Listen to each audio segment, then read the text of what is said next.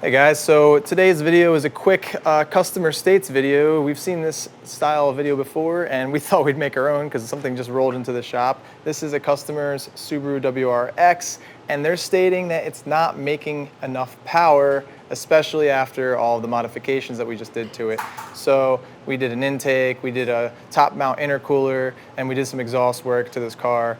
And then when it was getting tuned, they're saying it's basically slower than it used to be. So he came in pretty angry at us, so we, popped the hood to see what's going on, and let's just show you what we found. I think, we might be onto something here. Oh my, would you look at that?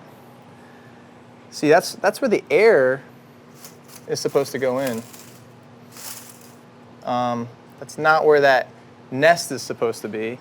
So I think naturally, all these other things that we did won't really work properly if that is the issue. So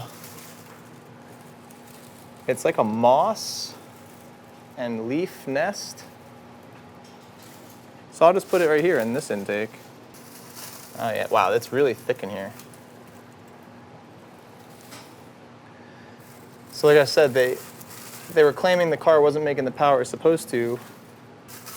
I can't imagine why.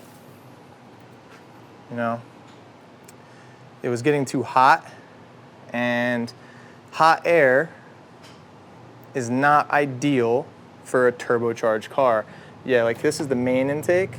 This is the top mount intercooler for the vehicle. So this is supposed to have air flowing through it to keep the charged air going into the vehicle cool after the turbo into the engine.